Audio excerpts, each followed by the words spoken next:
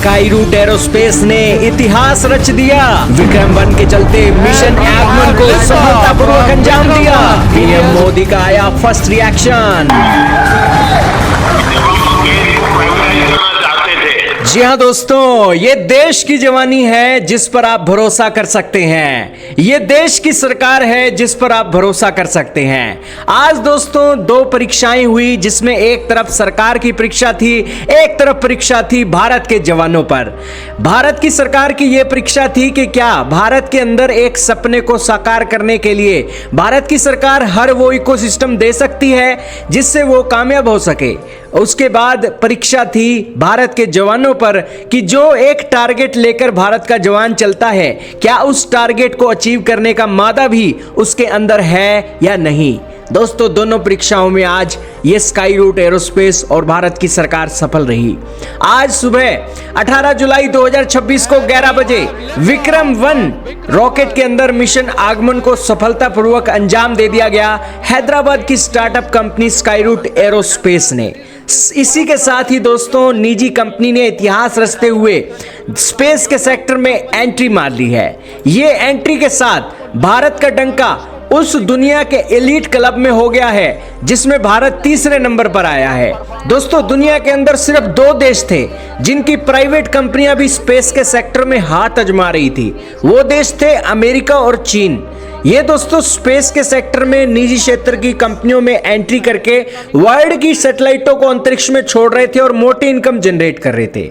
लेकिन भारत के इसरो के साइंटिस्टों के एक लगाया हुआ पौधा स्काई रूट एरोस्पेस आज इतना बड़ा हो गया कि अपनी सैटेलाइट को अपने दम पर अंतरिक्ष में छोड़ सकता है और भारत को दुनिया के एलीट क्लब में एंट्री दिलवा दी है कि भारत दुनिया का तीसरा ऐसा देश बन गया है।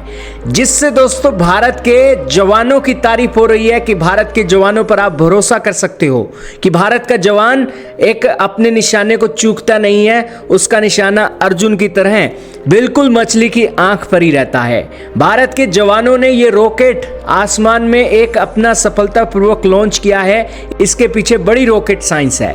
दोस्तों अब इसरो का बोझ कम होने वाला है। भारत अपनी सभी सैटेलाइटें इसरो के जरिए भेजता था, लेकिन अब इसरो का बोझ कम करके निजी क्षेत्र की कंपनियों की एंट्री हुई है और स्काई रूट एरोस्पेस भी इसरो के बराबर का बोझ अब हल्का करेगी। इसरो के साइंटिस्ट दिन रात लगे रहते थे, लेकिन अब उसका बोझ कम होगा और इसरो को भी दोस्तों नासा की तरह चमकने में एक मौका मिलेगा। इसरो अपने लॉन्ग और बड़े मिशनों को एक अंजाम देने के लिए उसे एक अच्छा टाइम मिल सकता है और ये निजी क्षेत्र की कंपनी अपना काम बराबर तरीके से करती रहेगी और भारत की एक इनकम को भी बढ़ाएगी।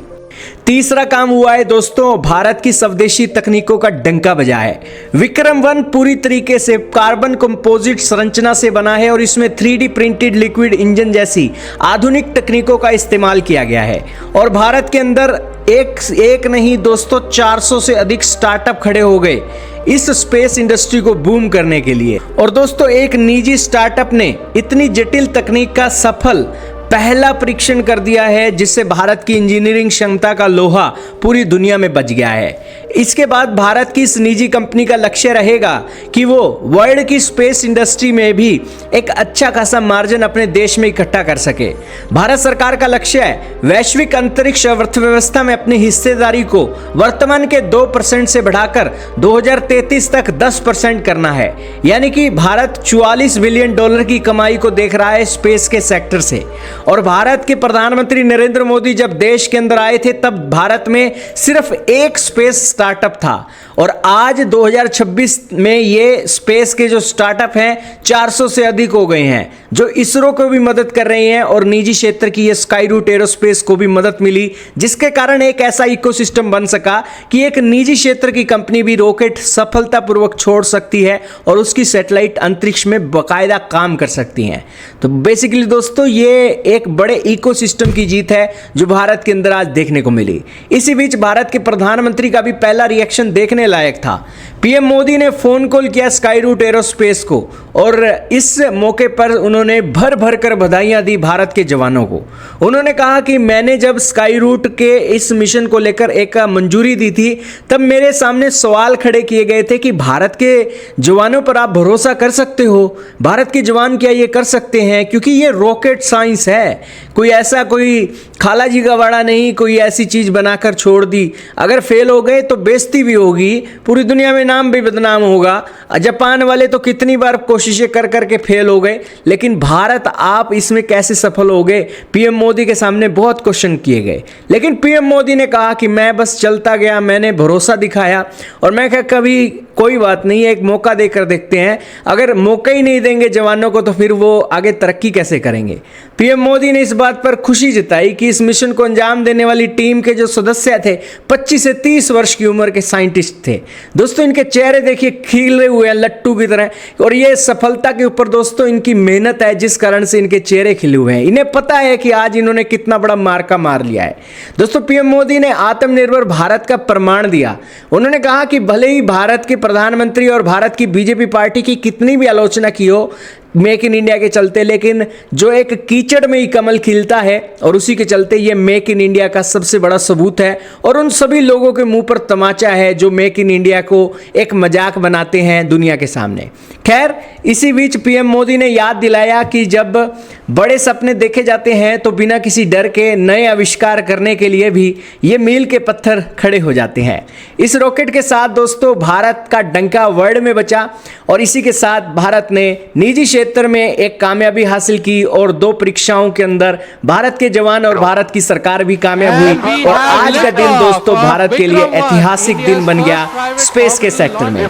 सुनिए पीएम मोदी का रिएक्शन और अपनी राय का इजहार कमेंट सेक्शन में कीजिएगा। जब हम स्पेस को प्राइवेटाइज करना चाहते थे तब मेरे सामने कई सारी आशंकाएं रखी गई थी कि ये तो हो नहीं सकता, कैसे करोगे, वैसे करोगे, लेकिन मैं इसको आगे बढ़ता ही गया।